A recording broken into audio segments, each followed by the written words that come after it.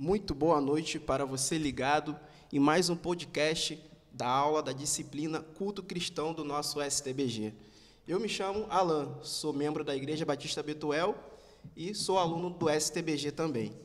Antes, eu quero pedir para você curtir nosso podcast, se inscrever no nosso canal, compartilhar e comentar esse podcast. O nosso tema de hoje é um tema super interessante, que é a adoração transcultural. Estou aqui com os meus amigos, meus irmãos do STBG, que cada um vai se apresentar nesse momento. Eu me chamo Leandro, sou da Segunda Igreja Batista de Jardim Amendoeira, e hoje a gente está aqui para bater esse papo aqui. Espero que traga muito esclarecimento para todos nós.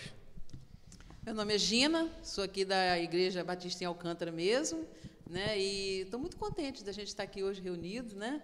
E para fazer esse podcast, para poder estar compartilhando aí com todo mundo, né, as experiências do Silvio, que está com a gente, né, o nosso convidado, né, e que possa ser bênção, né, tanto nas nossas vidas, quanto nas vidas que estiverem nos ouvindo aí depois.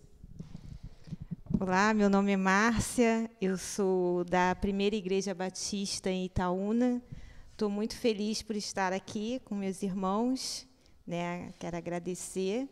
E a expectativa aqui que eu estou é que seja um momento de muito aprendizado, né? A gente possa entender aí sobre cultura, sobre diversidade cultural, para que a gente possa, de alguma forma, ganhar mais mecanismos, né? Para na hora da gente evangelizar. Né? Então, vai ser um momento de muito aprendizado para a gente. Amém.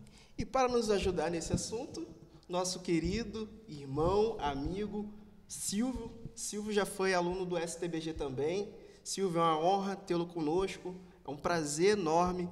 Que Deus abençoe a tua vida, que Deus te use nesse momento. Pode se apresentar aí, Silvio, para o pessoal de casa. Je m'appelle Silvio, je suis brésilien. Je suis marié avec Edina. Je suis missionnaire international e de Brasil. Deu para ler na cara de vocês. E agora? Como que a gente vai conversar agora? E agora? Só para a gente quebrar o gelo, quebrar o nosso nervosismo. Boa noite, meu nome é Silvio. Eu sou brasileiro, né, carioca da gema. Somos missionários, somos de uma família de missionários, de pastores. Eu, minha esposa e minha família, sou casado com Dona Edna, tenho 3 filhos. E a gente vem fazendo trabalho missionário no mundo inteiro e no Brasil. Qual é o local específico que a gente faz missões? Não tem. Onde tem uma alma ímpia e o Senhor nos enviar, a gente está ali fazendo o trabalho, né, levando essa forma de adoração ao Senhor para aquelas pessoas. Né? Amém, amém. Como falei, nosso tema é adoração transcultural. Adoração é uma palavra que, desde pequeno, desde quando a gente inicia a nossa caminhada no Evangelho, a gente ouve. A gente vê que na Bíblia o Senhor procura os verdadeiros adoradores, que o adorarão em espírito e em verdade. Mas o que é adoração? O que vem na nossa mente, no coração de vocês, quando a gente ouve essa palavra adoração?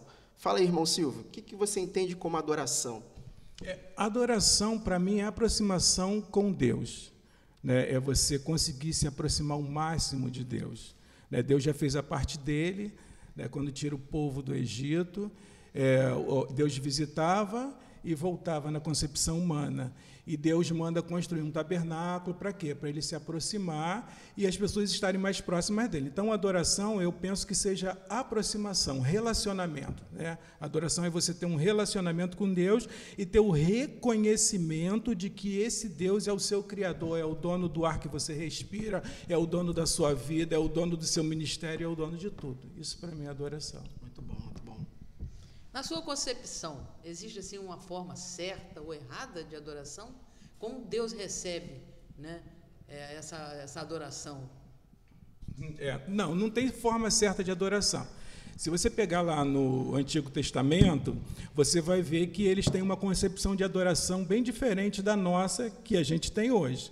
né? Então, eles sacrificavam animais, por exemplo, era uma concepção de adoração, né? Eles queimavam incenso, é uma concepção de adoração. A nossa concepção é diferente da deles. Então, cada cultura, a adoração, a religião, é uma questão cultural, né? Cada cultura vai trabalhar aquela religião, aquela adoração, dentro das suas características.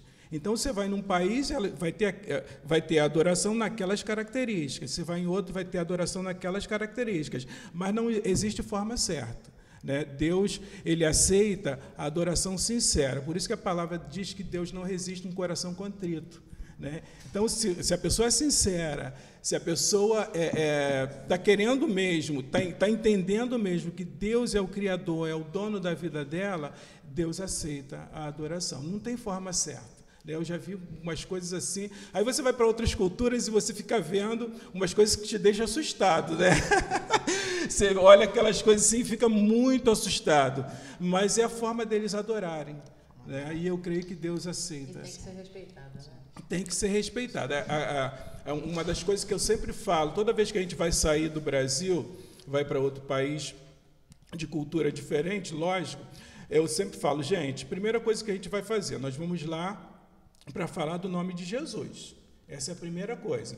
Então, a gente precisa respeitar a cultura deles, né? A gente já chegou, por exemplo, em países que os cristãos batistas tinham em casa imagens de Jesus, imagens de Maria, o Sagrado Coração de Jesus na parede, sabe?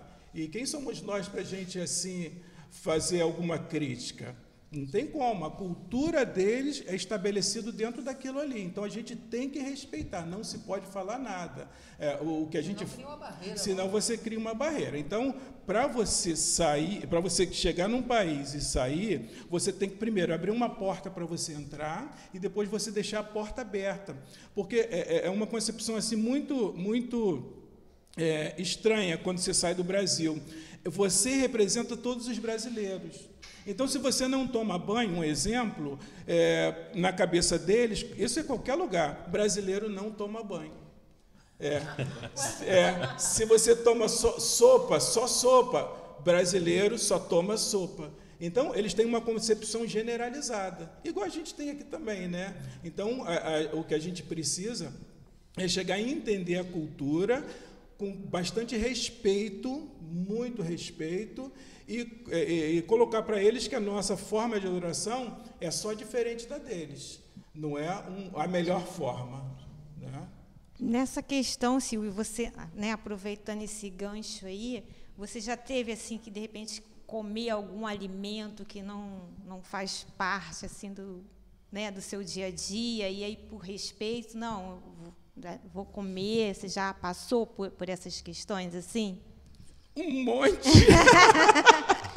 Um monte de vezes, um monte.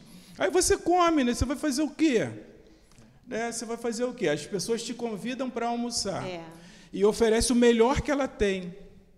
É horrível para você, ainda mais eu que cozinho, então fica muito ruim. Você que cozinha tem o seu paladar, tem o seu tempero, né? Modéstia à parte, eu cozinho bem. Então, você chegar lá e comer, por exemplo, uma sopa de mocotó só ferventada e mal cozida, com aquele cheiro ainda de mocotó, é muito ruim. Vou contar uma coisa que aconteceu na Bolívia. Eu tentei escapar, mas não consegui.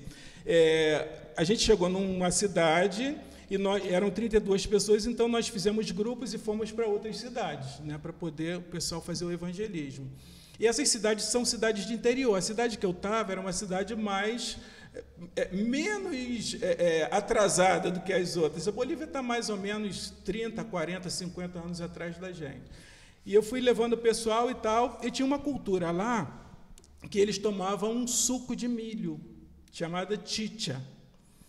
Aí, só que esse suco de milho, no interior, não tem luz. Então, como é que eles maceram o milho para poder fazer a chicha? Eles mastigam, cospem numa vasilha, depois botam água, fervem aquilo, ferve, depois coam e dão para beber. É uma bebida, na cabeça deles é maravilhosa. Então, o que eu fazia? Eu pegava os grupos, levava na cidade, ralava. Eu vou vou beber isso nada. Usava de sabedoria, né? Isso, é. Aí, beleza, voltei para a cidade, poxa, me livrei, levei os últimos lá, me livrei, graças a Deus. Aí, no outro dia, acordei, aí o pastor que eu estava na casa dele, ele até veio aqui em casa, passou um mês com a gente. Aí ele falou, irmão, queres chicha? Irmão, você quer chicha? Eu falei, pastor, eu não queria, não. Aí vira ele, meu irmão, mas aqui tem luz. Aí eu falei, tá bom então. Aí na minha cabeça, poxa, tem luz, eles vão bater no liquidificador. Falei, poxa, que legal. Aí fez a chicha lá, aí trouxe, aí gostosinho, botou açúcar, eu, bebi um copo. Bem temperadinho. Não é gelado não, lá quase ninguém tem geladeira, né? Então, botou, queres mais, irmão? Quero. Botou outro copo, eu, Aí eu não me contive, falei, irmão, essa chicha foi feita no liquidificador, não foi? Aí ele olhou para mim, soltou um sorriso e disse assim, sabe o que, irmão? Hay de mantener la tradición. Bebi a chicha mastigada pela esposa dele. Mas aí você vai absorvendo isso. Em Angola, na África, lá é assim, o culto começa às 8 horas da manhã e vai até meio-dia. Então, acabou o culto meio-dia, eles te chamam para almoçar, te convidam para almoçar. Aí eu falei, irmão, a gente precisa ir embora. Não, irmão, tem que almoçar. Nós fizemos uma feijoada para vocês. Falei, que beleza. Bom, pelo menos feijoada. Aí fomos lá, uma mesa bonita, umas panelas e tal. Caramba, quando a gente abriu a panela, cheio de mosca. Ai, olha a surpresa aí. Era surpresa. Aí um olhou para o outro olhou para um, e eu não olhei para ninguém. Eu fechei o olho, afastei a mosca e... Aí falei, gente, eu não quero saber, todo mundo vai comer. Não estou pedindo, não, estou dando ordem. Todo mundo vai comer. E comemos aquilo ali. E realmente estava gostoso. Olha só. Estava uma delícia. Só a mosca que devia ser o tempero da mosca. É o tempero. O tempero da mosca. Muita mosca. Mas estava gostoso. Então, a gente passa por essas coisas, mas tem coisa que a gente rejeita. Por exemplo, a gente foi no Peru e eles ofereceram lá uma bebida também de milho vermelho, chamada api. E eu tenho problema com milho, né? Eu não gosto de milho e me faz mal. E só eles botaram o copão lá, só o cheiro já me embrulhou o estômago. Aí eu tentei tomar, eu falei, irmão, desculpa, mas não dá, eu tenho intolerância e tal. Eu expliquei ele com um jeitinho, não, irmão, não tem problema.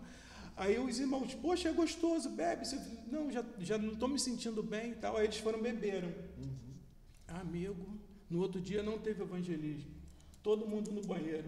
Meu Deus. Parece que eu estava adivinhando o organismo já rejeitando. Então, são coisas que a gente passa. São experiências, né? Isso, que você tem que participar, porque em muitas culturas, você comer na casa deles significa que você é amigo. Te identifica como amigo. Se você não come, você não é amigo. Você não provou do tempero deles, então você é inimigo. Aí você já perde a abertura. Já perde a abertura. E a nossa maior preocupação é você deixar a porta aberta.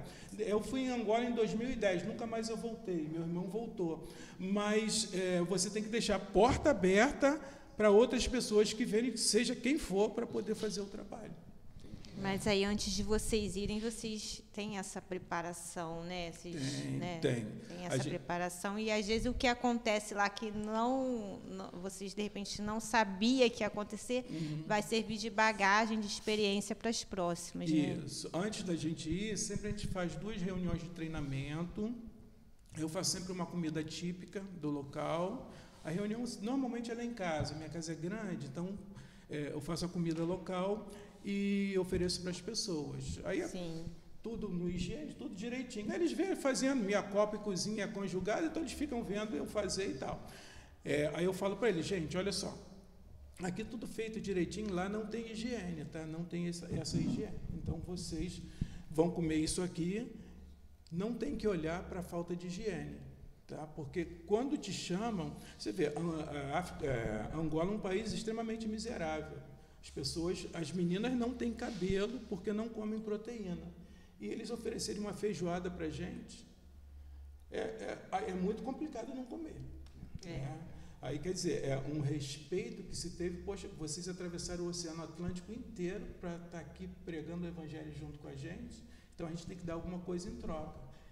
Foi a feijoada. Mas aí a gente comeu e todos felizes. E você, só na hora mesmo que você tem aquele impacto. Depois que você come... É tranquilo. Tudo pela obra, né, irmão? A causa é maior. Aproveitando, Silvio, essa experiência, né? Você falou muito da culinária, né? Levando para a liturgia, né? Para as expressões que você viu nessas culturas, né? Na Bíblia a gente vê que foi condenado, né? Lá na igreja de Éfeso, né? As boas formas, a aparência. Na igreja de Corinto também, a desordem. Como que essas formas de culto, de adoração, de cultuar nesses lugares? E você consegue, assim, medir o nível de espiritualidade através dessa forma de culto, de cultuar nesses lugares? Não tem como medir espiritualidade, né? Quem dera que a gente tivesse um termômetro, que a gente ia colocar em nós mesmos, espiritômetro, espetava na gente, caramba, estou bem na fita com Deus, ou não, então não tem como medir. Agora, você vê uma diferença, assim, absurda entre a adoração que a gente faz no Brasil e a adoração que se faz lá fora, né? Então, por exemplo, aqui no Brasil, nós batistas, nós temos uma característica de seguir uma liturgia europeia, né? Daí o terno, né? Tá bem vestido, a ordem do culto é tudo europeu, né? Os hinos, né? O hino você tem estrofe, você tem coro, estrofe, volta o coro, estrofe, volta o coro, acabou, né? Isso é um modelo europeu. Os modelos aldeiais são diferentes, né? No Brasil, a gente tem esse modelo nas igrejas mais tradicionais, batista, congregacional, presbiteriana, e nas igrejas pentecostais fervorosas já é uma mistura desse modelo, isso é uma concepção minha, tá? Já é uma mistura desse modelo com o culto afro. Aí, daí os corinhos, né? Daí os corinhos. Você vê que o corinho, ele vai rodar e volta no mesmo lugar. Fogo do diabo, no diabo da cabeça aos pés, quem manda fogo santo é Jesus de Nazaré. Nossa, faz tempo que eu não escuto essa. E de novo, e roda de novo, e roda de novo. Então, isso é uma característica aldeial. Porque as aldeias, elas são organizadas geograficamente em torno de alguma coisa, né? Então, até as músicas, as cantorias, elas vão girar. Eu vi isso aqui numa comunidade quilombola, aqui em Mato Grosso. Eles estavam cantando lá, e na cantoria deles eles falavam que um fulano lá pegou o boi, né? Pegou o boi para matar. Aí alguém repetia, na ponta da faca. Aí alguém sequestrou o boi, né? E precisava resgatar o boi. Aí o outro falava, na ponta da faca. Então, toda a história que se desenvolveu sobre aquele boi sempre ia terminar na ponta da faca, porque o boi ele foi tirado do curral para morrer. E não sei se vocês estão entendendo. Então, é uma coisa cíclica, não é uma coisa linear igual à cultura europeia. Então, me perdi aqui. A gente estava falando da... Sim. Então, não existe forma certa ou errada. Então, no Brasil, você vê que a gente tem as duas formas de cultuar, né? Na África, por exemplo, fomos no culto no domingo e eu ia pregar nesse culto. Aí me chamaram logo para cima do púlpito. Aí eu fiquei lá, caramba, os irmãos chamando no pé. E atabaque, tucutuco, tucutuco, ticutuco, no cutuco, ticutuco. Falei, caraca, e eu paradão, né? Paradão. Aí todo mundo dançando para lá, dançando para cá, dançando para lá. Nem vontade de dar uma revestida ali. Não, calma. Aí eu caramba, eu não sei dançar cair igual nisso a aí. eles. Eu não sei dançar igual a eles. Então, a batida era de samba, então eu vou sambar. Aí comecei a sambar lá. Aí eles estavam dançando com a cabeça baixa assim. Uma irmã levantou a cabeça e viu eu sambando. Aí cutucou a outra, outro. Aí estava todo mundo fazendo assim, ó. Que eles chamam de quiquiza. O que é quiquiza? Quando você está num culto ou em um evento e você começa a se comportar como eles, é porque você é amigo deles. Olha que legal. Né? Então, aí ali eu chamei no pé mesmo. Depois eu fui para o gabinete e conversei com o meu pastor. Mas aí, então não existe uma forma de cultuar. Já em outra igreja, a gente teve o culto que seguiu as características batistas, que é a mesma que a gente tem aqui no Brasil. Aí acabou o culto, eu preguei, e veio uma moça e ficou em pé, não falou nada. Eu acabei de pregar, nem fiz o apelo, ela veio e ficou em pé, na minha frente. Aí veio um outro irmão, falou alguma coisa no ouvido dela e mandou ela sentar. Ela foi e sentou. Aí depois ele falou, não, você trouxe uma palavra que foi de encontro ao que ela estava precisando.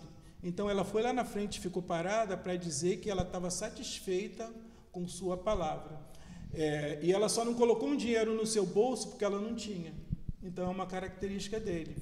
Já que Deus usou essa pessoa para me dar uma palavra, é uma característica cultual, de culto.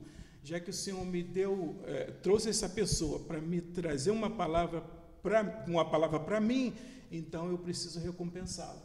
Então também é uma forma de cultuar. Em cima disso, a gente aqui, no Brasil, a gente está acostumado muito com a forma, né? Preocupado muito com o modelo, e a gente vê, né, com essas experiências que o que vale é a intencionalidade, né? A adoração é muito mais, envolve muito mais do Deus que não tá uma preocupado forma, com um modelo né? exato Ele de adoração. Ele quer ver o nosso coração, né? A sinceridade do nosso coração.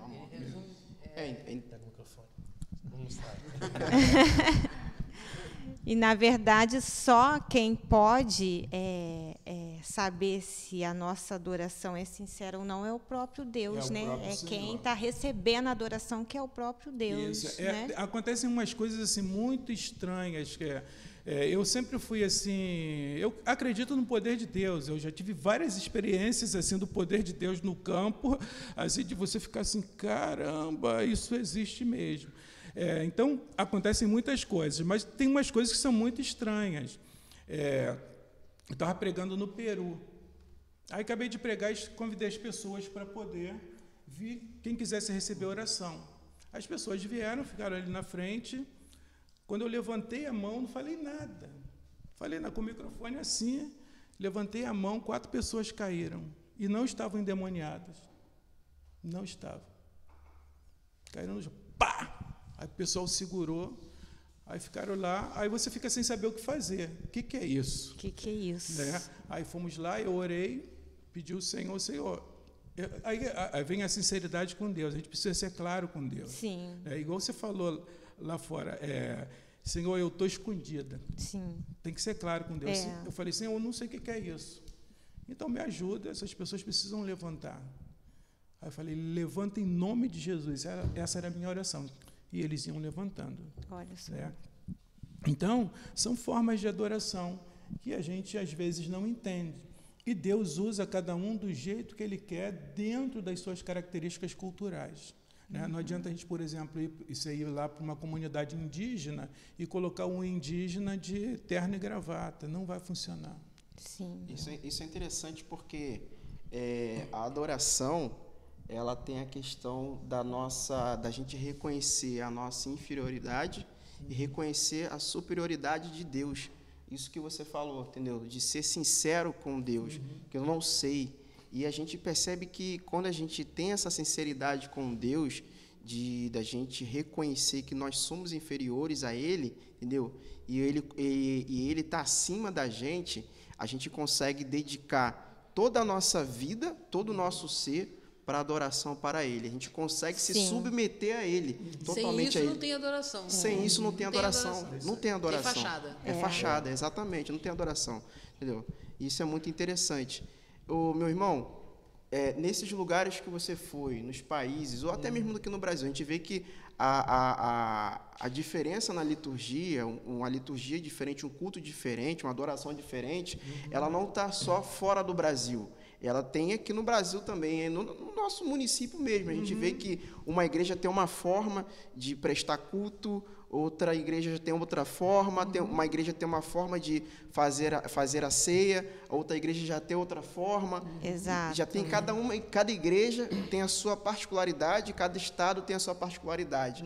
Mas assim, qual foi a sua reação assim a primeira vez de chegar em outro lugar e poder adorar o Senhor? Foi uma coisa bem tranquila? Houve resistência da tua parte? Como foi? É bem complicado, né? É bem complicado. Aqui mesmo, aqui em São Gonçalo, fui pregar numa igreja e o púlpito era bem alto. Aí me chamaram para o púlpito, eu subi, fiquei lá. O púlpito tinha o quê? Uns 3 metros. Aí sentei lá no púlpito. Caramba, muita gente rodando e pulando e falando em mistério. Muita gente, muita gente, quase todo mundo. Aí você fica ali esperando acontecer alguma coisa, né? A verdade é essa. Aí eu falei, Senhor, como é que eu vou falar? Aí, no dia, eles colocaram 2 pregadores. Né?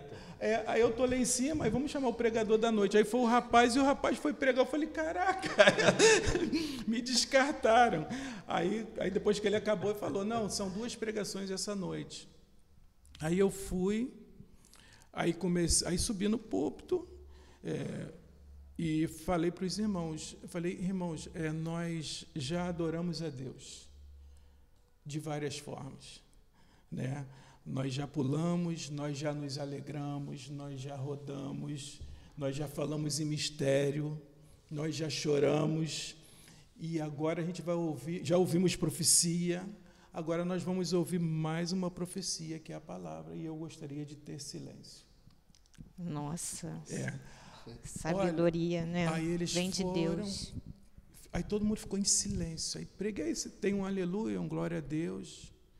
Irmãos, quando eu acabei de pregar, a igreja, entrou uma alegria na igreja, que aquele poder de Deus foi dobrado, e ninguém queria ir embora mais, sabe? Então, existem diferenças, sim, existem várias diferenças, e quando é muito diferente da forma que você faz a sua liturgia na sua igreja, você fica um pouco assustado, mas o dono da obra é o Espírito Santo. O dono da obra não somos nós, né? Eu era muito cético para determinadas coisas, muito cético mesmo, né? Mas Deus foi me dando direcionamento. Olha só, como a obra é minha, eu vou tratar de acordo com as características daquelas pessoas. Aí eu fui entender por que a gente tem tantos tipos de igrejas aqui em São Gonçalo. Aí você tem batista, aí você tem batista renovada, aí você tem pentecostal ferrenha, aí você tem aquela pentecostal que usa o roupão e usa o véu, aí você tem aquela que usa o roupão e não usa o véu. Então você tem uma série de formas. Aí foi interessante que eu viajei para outro país, e foi no México, quase não tinha igreja. E aí eu falei, poxa, o meu município tem mais igreja por metro quadrado do Brasil. Aí eles falavam assim, quem nos dera ter pelo menos uma aqui em cada bairro? Uma em cada bairro. Quem nos dera? Aí eu fui entender o que Deus faz, né? Agora, se é de Deus, se não é de Deus, aí naquele grande dia todo mundo vai bater um papo com ele. Não cabe a gente julgar. Isso, né? Cada um vai bater o papo, em particular lá, Senhor, eu fiz isso, tá bom, você estava dentro do meu propósito, você não estava, você queria aparecer, então é com ele. Em cima disso aí que você falou, Silvia, dessa experiência sua, até esse artigo que a gente está escrevendo na matéria do pastor Elias, eu escrevi Adoração e Emoção, e eu escrevi exatamente isso, que precisa haver um equilíbrio, porque às vezes você vê muita emoção e nenhuma adoração, e às vezes as pessoas querem que tenha uma adoração somente com razão. E a emoção, sendo que a emoção ela vem do coração. E quando você consegue equilibrar isso, né, como você nesse dia ela foi usado por Deus, aquilo dali as pessoas estavam emocionadas e chegou a razão, a adoração, né, como Cristo centralizado naquela adoração. E houve esse equilíbrio e Deus usou ali de várias formas e a adoração foi feita. O interessante é que ele também valorizou a forma de adoração deles, né? Mas também fez questão de chamar a atenção para a sua forma de adoração, que era aquele momento de silêncio onde ia ser pregada a palavra, né? Isso aí. Então, muito importante isso. E a gente pode perceber também, diante disso tudo, que, né, dessa nossa conversa, que então não existe um modelo certo para a adoração, né? Cada um tem a sua forma de adorar. Eu já vivi experiência de ser convidada, eu e meu esposo é músico, toca guitarra, e nós fomos convidados para ir numa igreja pentecostal, né, por um amigo nosso, e ele tinha intimidade com a gente. Então, quando a gente chegou nessa igreja, a forma de adorar, porque nós somos, né, batista, a forma de adorar era completamente diferente da nossa. Né? Então, assim, a princípio a gente se sente um peixinho fora d'água, mas a gente está ali, né, para adorar junto com os irmãos. Mas, assim, eles também perceberam a nossa forma diferenciada de adorar. Né?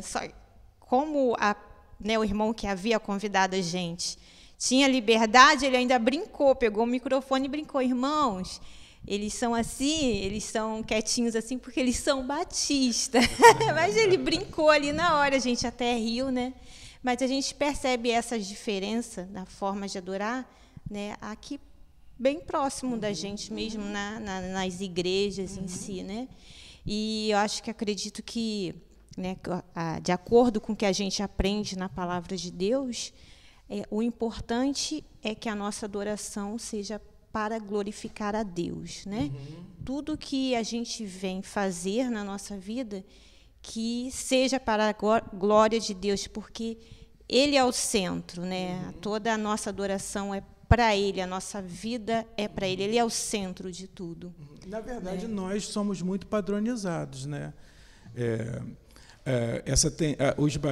As igrejas assim classificadas como mais tradicionais, elas conseguiram manter um modelo europeu que foi trazido desde lá de trás, de 1800 e pouco.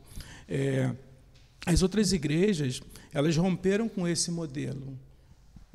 Elas inventaram moda? Não, elas romperam com um modelo que elas não acreditavam que era a adoração perfeita.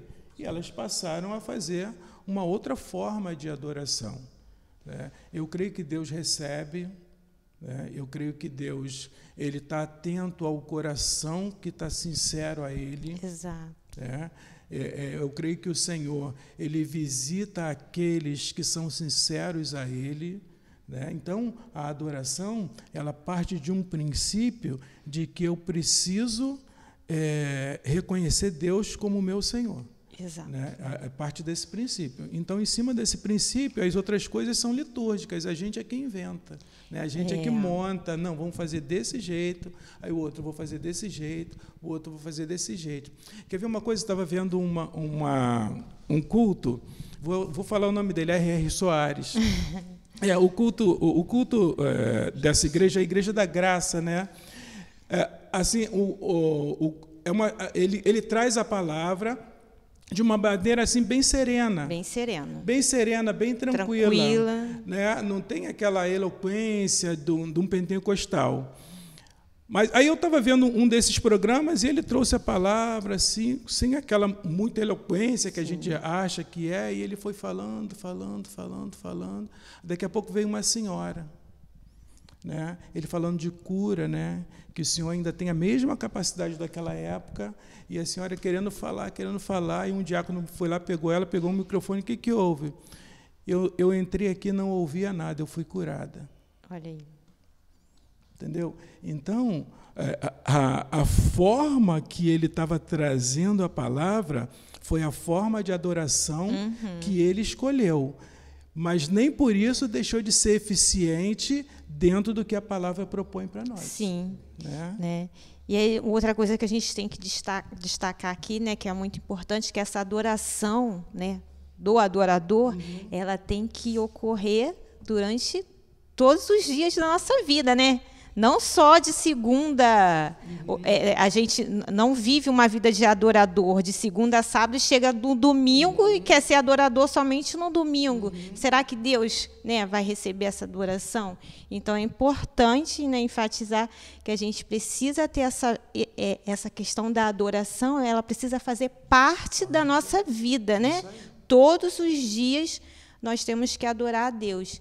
Na simplicidade, né, do dia, na simplicidade das coisas, mas sempre adorando e levando uma vida que esteja pautada dentro da palavra de Deus, daquilo que Deus nos ensina através da sua palavra, né?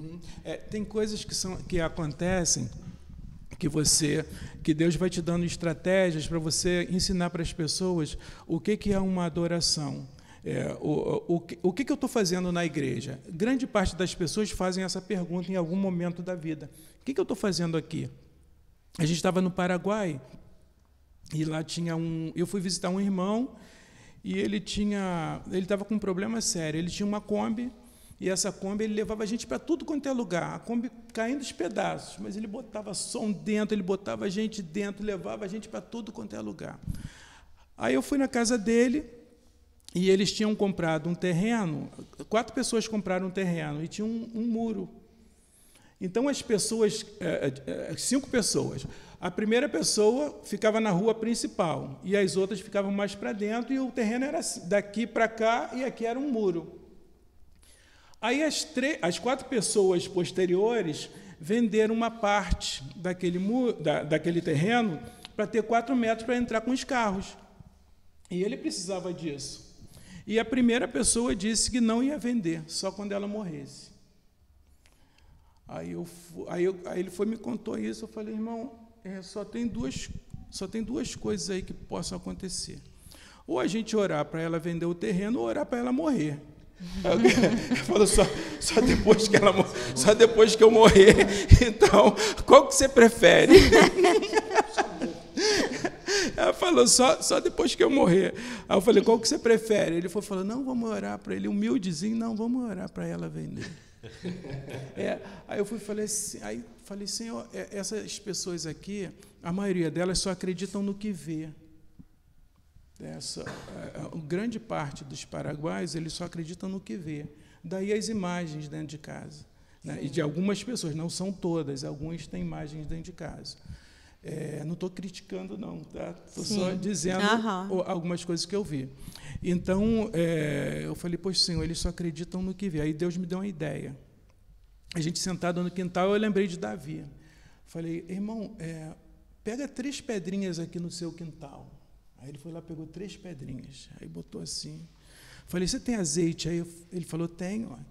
Vai lá e pega o azeite. Aí trouxe o azeite. Aí eu fui ungir as pedrinhas simbolicamente. Aí eu falei, o senhor vai botar a mão em cima da pedrinha e eu vou botar a mão em cima da sua e a gente vai orar para ela vender. Aí ele botou a mão. Aí oramos. Aí ele falou, irmão, e agora? Eu falei, agora nós vamos pegar essas pedrinhas e vamos jogar lá no terreno dela. Uma na ponta, outra no meio e outra na outra ponta. Aí fomos lá, ele todo tímido, tadinho. Aí jogou assim, com medo dela ver, jogou no meio e jogou do outro lado. Beleza. Aí ele falou assim, irmão, agora eu procuro ela. Eu falei, não, ela que vai te procurar para vender. Aí, beleza. Aí vim embora, eu falei, caraca, que zebra que isso vai dar. Isso vai dar uma zebra do caramba. Aí eu recorri ao Senhor. Aí vem a questão da adoração. Senhor, nós somos seus adoradores. Senhor, eu cruzei meu país inteiro para trazer isso aqui, para fazer isso. Agora eu só dependo do Senhor. E Ele confia no Senhor também. Se depender de mim, eu falei, Senhor, eu estou até sem fé, eu nem sei se vai acontecer, mas eu lancei uma palavra de fé para Ele. Senhor, faz acontecer. Aí eu orei, aí vim embora. 2 anos depois eu voltei lá. Falei, caraca, isso vai dar uma zebra do caramba, com esse irmão me ver, ele vai querer me bater. Aí, fui na casa dele, de novo. Aí ele me viu de longe, hermano. Beni, hermano. Ai, falei, meu Deus, eu vou ou não vou? Deu ruim agora. Deu ruim. Ele falou assim, nem deixou eu entrar. Falou assim, hermano, sabe o quê? Beni. Aí eu fui atrás dele. Aí o terreno dela estava com 3 piquetes recuados. Tinha os piquetes que já tinham e estava com 3 recuados. Um aqui, um na ponta, outro no meio, outro na outra ponta. Aí ele falou, sabe o que é aquilo, irmão? Eu falei, o que foi? Ela me procurou para vender o terreno. E já pagamos, dividiu em 4 vezes, já pagamos 3, vamos pagar 3 esse mês, e a cerca vai sair daqui, vai para lá, e nós vamos entrar com a Kombi. Olha aí, né? Entendeu? É Deus agindo, né? Deus agindo. Então, não tem como você dizer, não tem como a gente assim afirmar, não, essa forma de adoração Deus não vai aceitar, ou aquela forma Deus não vai aceitar. Sim. Parece mandinga, né? Ungiu as pedrinhas, jogou lá. Mas foi a forma que Deus me deu para resolver aquele problema. E o problema foi resolvido.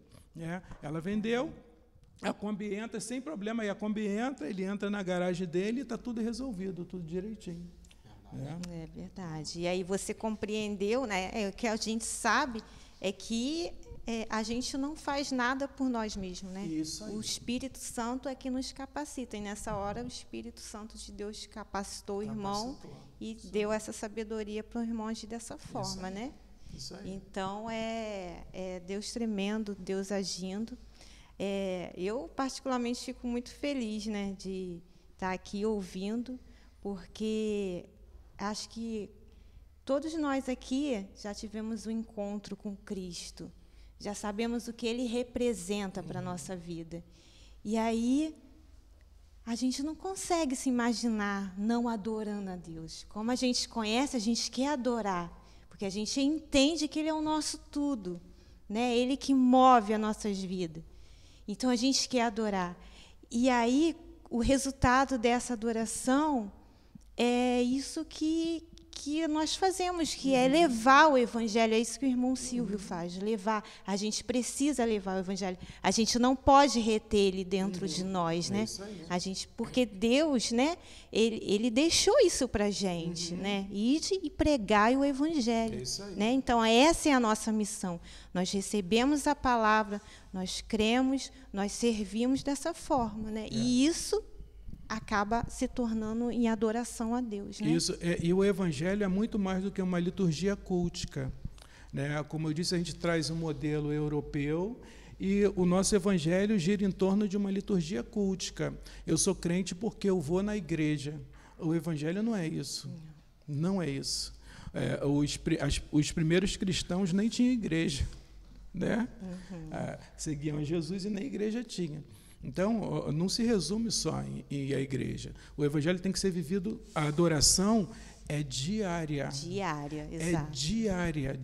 É diária. Conforme você vai adorando, Deus vai te mostrando aonde você tem que aparar suas arestas. Né? Uma vez a gente estava com um problema sério com uma irmã, sério, e ela que causou o problema contra a gente, e a gente estava assim, muito chateado, estava furioso com ela, e um dia Deus falou assim, acordei, levantei da cama e Deus falou assim, hoje você vai lá e vai pedir perdão a ela. Eu falei, não vou não. Falei, não vou não. Você vai. Levantei, fiz café e Deus no meu coração. Você vai lá pedir perdão a ela hoje.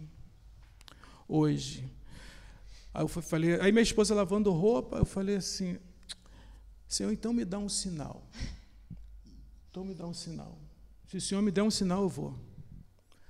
Aí fui lá, falei com minha esposa, engraçado, eu estou com uma sensação assim de angústia no peito, e Deus está falando para eu ir lá pedir perdão a fulana. Ela falou assim, começou a chorar e falou, eu estou com a mesma sensação, vamos lá. Vamos lá agora. Aí pegamos o carro, a gente estava com a mala dela, que ela ligou, eu quero minha mala. Eu falei, vou tacar fogo na mala em você. E fomos lá e apertamos a campainha, ela veio, quando ela abriu o portão e viu a gente, ela ficou assim muito assustada. Nossa. Aí eu falei assim, a gente veio aqui porque Deus mandou. A gente estava adorando e Deus mandou a gente vir aqui te pedir perdão. E ela que tinha feito errado com a gente. E ela começou a chorar, eu falei, e eu trouxe sua mala. Você trouxe minha mala? Eu trouxe sua mala. Aí pedimos perdão a ela foi pedir perdão, abraçou. Aí ela justificou, aí que ela justificou por que ela tomou aquela atitude que prejudicou tanto a gente, né?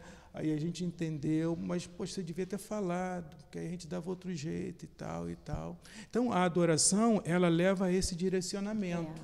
Né? A adoração, ela trabalha em cima de relacionamento. Relacionamento né? com Deus. Você vê que os 10 mandamentos, você tem 4 mandamentos que é vertical, é você com Deus, e os outros são tudo de relacionamentos entre pessoas. Né? Relacionamento devocional entre famílias e tal. Então, não é à toa que Deus deixa escrito isso. Então, a adoração ela tem que trabalhar em cima disso, em cima do relacionamento com Deus e relacionamento com as pessoas. Com as pessoas. Não tem como você adorar a Deus e estar ali brigado com o seu irmão, né? Isso que você está falando em um momento que a gente vive na questão do ser humano como superior. Eu sou aquilo outro, eu sou maior do que você, eu sou melhor do que você. Principalmente nas músicas que a gente vê isso, né? A gente vê que a humildade, ela é uma forma de adoração também. É você ser humilde. Quanto mais baixo aos pés de Jesus, mais ainda você adora o Senhor, entendeu? Eu acho que se você ouvisse a voz do Senhor, que não basta a gente apenas ouvir, sentir, é preciso obedecer também. Obedecer também. Você ouviu, a sua esposa ouviu, vocês ouviram. Mas se vocês não obedecessem, se vocês não entendessem que a humildade, ela precisa fazer parte do caráter do crente também, talvez não haveria a reconciliação naquele momento.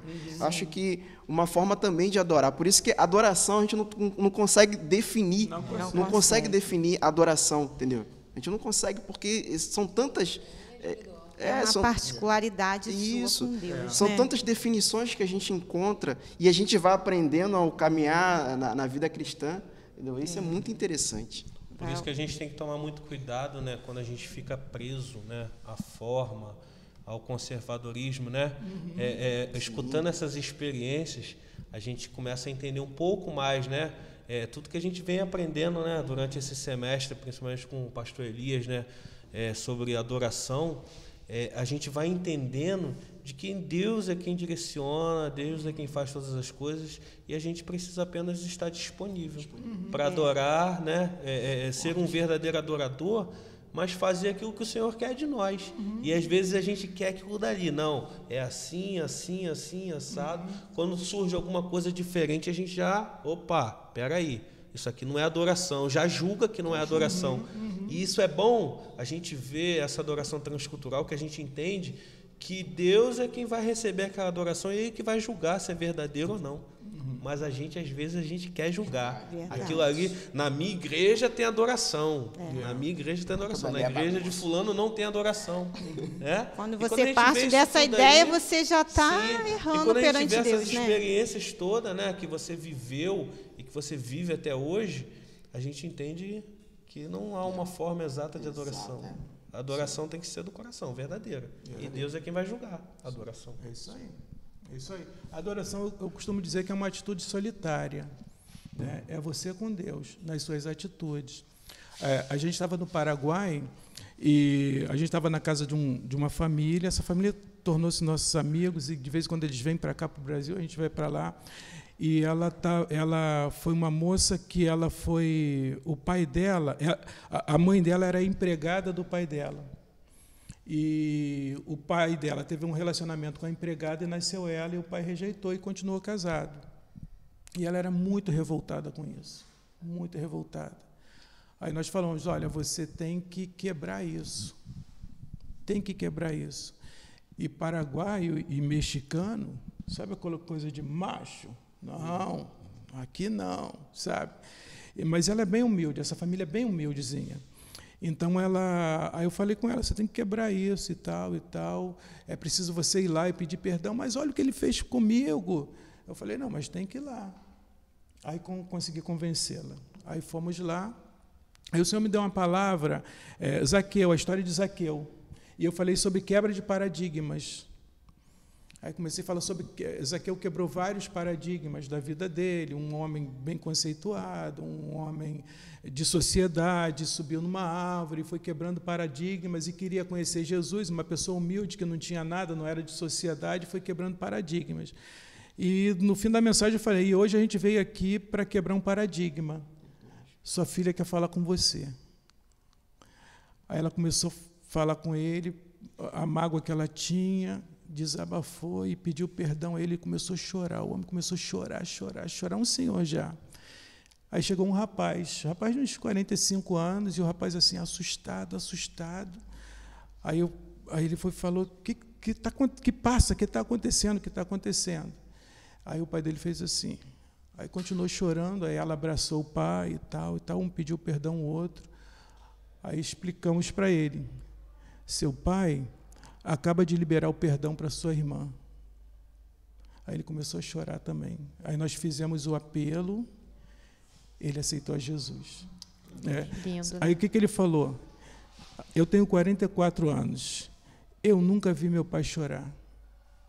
O pai dele era empresário, né, mega empresário, ele tinha perdido tudo, e esse rapaz, o filho dele, era ministro da Agricultura do Paraguai.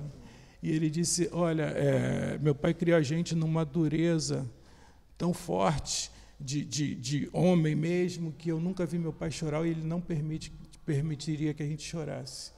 Aí nós fizemos apelo, ele aceitou Jesus. Ele falou, eu vou aceitar a religião de vocês, porque eu vi que meu pai chorou, porque alguma coisa aconteceu nele. Porque eu com 44 anos, nunca vi ele chorar, e vocês fizeram ele chorar com menos de 1 hora, então alguma coisa está diferente aí. Isso é adoração. É Deus agindo, né? Então, muito boa a nossa conversa, né, com o irmão Silvio. E aí, irmão Alan, tem mais alguma... A gente pode definir que essa história, esse momento, ele foi o momento que mais marcou sua vida, né, nesse envolvimento em missões, em ver outro estilo de adoração, ou tem um outro momento que marcou, deixou sua vida ali marcada mesmo? São vários, eu vi muita coisa, né? A gente vai vendo muita coisa, mas teve um momento que marcou muito, muito a minha vida. A gente estava em Angola, em Luanda, e aqui no Brasil, quando não tinha saneamento básico, você tinha as valinhas, né, no canto da rua. Lá a rua toda é vala. Aí você pisa assim, a mosca sobe, de você não ver o outro lado em alguns lugares. Assim, uma coisa horrível. E assim, 52 graus na cabeça, aí você já começa a ficar variando também. Aí eu cheguei, a gente evangelizando e tal, passei numa rua dessa, aí eu olhei para o meu pé todo empoeirado, não tinha água, eu todo empoeirado, aquele suor descendo com lama assim, sabe, sentia aquele suor salgado e aquela poeira com lama, limpava a mão toda suja. Eu falei assim, o que eu estou fazendo aqui, Senhor? O que eu estou fazendo aqui? No meu país eu tenho pelo menos um caneco de água para eu lavar a mão. Emociona realmente, né? A gente vê que às vezes a gente vive, né, com todas as condições, principalmente de pregar o evangelho, né? Sim. E às vezes a gente não valoriza isso. Não valoriza. E questiona. E ali eu fui, aí o Senhor falou no meu coração, vai andando que eu vou te mostrar o que você veio fazer aqui. Aí fomos andando, aí tinha uma calçada assim, tinha uma senhora bem velhinha, coisa rara em Angola, média de morte, 45 anos. 45. Então, nós fomos, na época, né, em 2010, e aí uma senhora sentada assim, aí eu falei, aí eu estava com 2 irmãos de lá, eu falei, irmãos, eu preciso falar de Jesus para essa senhora. Aí, então, vamos lá. Aí abaixei do lado dela, comecei a falar de Jesus, e ela começou a falar um dialeto. Aí eu falei assim, irmão, ela não fala português, não? Aí ele falou, não, ela fala quimbundo. E ninguém mais fala quimbundo aqui. Como ela é muito velha, então só ela que fala. Eu falei, poxa, mas não tem ninguém para traduzir pelo menos o básico para ela. Aí chamaram o menino, que era netinho dela, e o menino começou a traduzir, ficou com vergonha e saiu. Aí o irmão falou, irmão Silvio, não tem ninguém, vamos embora, ela não vai entender mesmo. Eu falei, não, ela vai entender sim. Aí peguei um folheto, ela só falava quimbundo. Peguei um folheto, mandei ela segurar, peguei a mão dela, fiz ela segurar e comecei a falar de Jesus, do amor de Deus. Aí eu lembro que eu falei, lembro até hoje, que Deus, quando nós nascemos, Ele colocou o melhor que Ele tem, que é o sopro de vida, ou seja, Ele colocou parte dEle mesmo dentro de nós. E quando a gente morrer, Ele vai requerer essa parte dEle. Por isso que nós estamos aqui, para te mostrar que essa parte dEle, Ele vai requerer de você. Aí falei, aí no final falei assim, a senhora entendeu? Ela falou assim, eu entendi tudo, papá. Ela entendeu tudo em português. Meu Deus. Eu falei em português e ela entendeu em quimbundo. Aí essa foi a maior experiência que eu tive. Sim. Isso aí foi demais. Eu falei, caramba, Senhor. E aí que Deus falou, seu coração te deu a resposta, isso, né? Aí Deus falou assim, tá vendo o que você veio fazer aqui? Foi isso, trazer a palavra para quem nunca teria capacidade de ouvir por ninguém. Isso é lindo demais. Então, são coisas que vão acontecendo. Tem outras experiências também, mas essa aí foi bem marcante na minha vida. Teve uma outra também, não sei se eu contei lá na... Ainda dá tempo, gente? Dá tempo. O que acontece? A gente estava no Paraguai, aí tinha uma moça lá, ela era jornalista, uma moça bonita, e ela sofreu um acidente. E o acidente com o carro, né, aí pegou o vidro aqui, aí cortou e tal, ela ficou meio feinha. Aí ela estava esperando para fazer uma cirurgia plástica, a cirurgia não saía e ela estava em depressão. Aí nós fomos lá, orar por ela. Aí, beleza. Aí chegamos lá, esperamos 2 horas, porque ela estava tomando banho, se arrumando, botando roupa, e mais não sei o quê, mais não sei o quê, mais não sei o quê. Aí esperamos 2 horas. Beleza. Ela veio, nós oramos, cantamos um hino, pregamos a palavra, falamos que Deus era maior para tirar ela daquela situação e tal. No final, perguntamos se elas queriam aceitar Jesus. Ela disse, não, eu queria mesmo só a oração mesmo, o que eu quero mesmo é voltar o meu rosto do jeito que era. Tá bom. Aí nos despedimos, vim embora. Pensa num preto fuzilando de raiva. Pensa. Caramba, mas saí muito chateado. Falei, caramba, Senhor, a gente perdeu tempo, 2 horas, vem para essa mulher, espera 2 horas para ela se emperequetar, a gente fala da palavra, a gente faz o apelo e ela diz que ela quer consertar aquela cara feia dela. Não, Senhor, não. Senhor, não é possível. Mas vim chateado. Essa é que é a sinceridade do coração que Deus vê, tá vendo? Isso aí, aí vim chateado. Eu sou muito sincero com Deus. Sim, sou muito sincero com Deus. Vim muito chateado. Aí os irmãos, Silvio, está chateado? Tô chateado. Aí, beleza. Aí viemos andando, um calor também. Aí tinha assim uma mangueira, tinha uma amendoeira grande. Aí tinha uma cerca assim com madeira antiga. E paramos ali, tinha uma barraquinha. Eu falei, vamos parar aqui para comprar uma água para a gente beber. Aí paramos para comprar água. Aí a moça foi, espera aí que eu vou pegar. Entra para cá. E entramos para a cerca, e tinha uns banquinhos, eles gostam muito lá debaixo da árvore, colocar cadeira para receber as pessoas. E ficamos sentando ali, cantando um hino. Aí a senhorinha bem velhinha, a senhorinha no bico do urubu, tadinha. Bem velhinha mesmo. Aí a gente cantando, aí ela veio, aí parou com a água na mão, aí olhou para a gente. Aí olhou, aí deu água a gente. Aí bebemos a água. Eu falei, vamos embora, gente. Ela falou, tem como cantar mais uma cantoria? Eu falei, tem. Aí cantamos mais um hino. Aí a lágrima começou a descer. Olha, que dela. lindo. Aí começamos a falar para ela do amor de Deus. Começamos a falar para ela, mesma coisa que eu contei para a senhora lá em Angola, eu falei para ela do sopro de vida e tal, e perguntei se ela queria aceitar Jesus. Ela falou assim, não, peraí. Aí ela foi embora, andando. Aí entrou lá para dentro da casinha dela, ficou um tempão, vem ela com um velhinho mais caidinho que ela. Tadinho. Vem ela com o velhinho. Aí nós, para ele não ficar na frente, nós fomos para lá, né? Aí eu falei, o que houve? Ela falou, não, tudo que vocês me falaram, eu falei para ele. E eu quero aceitar Jesus e ele também. E vocês podem orar e falar para a gente como é que a gente aceita Jesus? Aí oramos, aí fizemos a confissão com ela, aí ela veio junto com a gente para cá para fora e ela falou assim, eu tenho 82 anos, nunca recebi uma visita religiosa, nunca ninguém me falou dessa verdade, nunca ninguém me disse que Jesus era verdadeiro, eu pensava que ele era só uma estátua de enfeite. Olha, aí o Senhor me alegrou, né? Falei, poxa, aquela lá não quis aceitar Jesus, acabou a revolta.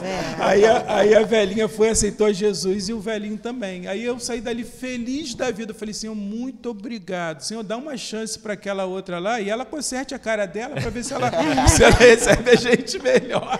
Mas valeu a pena porque 2 almas se salvaram. Amém. E aí a alegria nos céus, né? A alegria da salvação é tudo, né? A alegria da salvação. E que é essa mensagem que a gente, Deus deixa para a gente de pregar o Evangelho, que ela possa acontecer sempre na nossa vida, né? Domingo teve evangelismo lá da minha igreja, que acontece uma vez por mês. Eu falei, Senhor, que não seja uma vez por mês, mas que seja sempre, que a gente pregue, né? A gente pregue a palavra, porque é isso que Deus quer da gente, né? Exatamente. Uma coisa? A gente tinha uma curiosidade ainda, mas pela hora, eu vou fazer rapidinho. Nas igrejas batistas a gente tem um ministro de música, né? Isso. Aqui a gente tem o pastor Elias, né? Que auxilia muito o pastor e é muito importante. Assim, por onde você passou nessas experiências suas, nos países, você vê essa função, existe? Como é que funciona isso?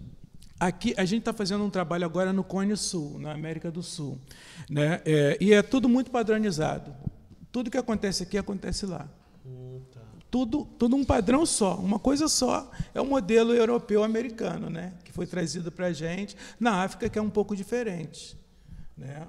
O ministro de louvor tem a função dele, ele ajuda muito o pastor, mas a função dele é de levita mesmo, né? De adorar ou tocando, ou cantando, ou puxando uma cantoria, né? Então, tem essa diferença. Aqui na América Latina, não, né? Mas lá na África, sim, acontecia uma diferenciação, sim. Aqui, nós temos aí hoje, né? Assim, temos a música assim, mais tradicional, né? A liturgia mais tradicional, e temos a contemporânea. E, às vezes, isso aí dá um certo conflito, né? O povo mais tradicional acaba não aceitando, né, o estilo contemporâneo, e o povo contemporâneo rejeita o tradicional. Você acompanhou, né, nessas viagens, você acompanhou alguma coisa nesse sentido? Ah, sim. No México, por exemplo, eles têm a liturgia tradicional, algumas igrejas, mas uma coisa muito diferente da gente é que eles tocam música caribenha, né? Não tem como tocar bossa nova no México, né?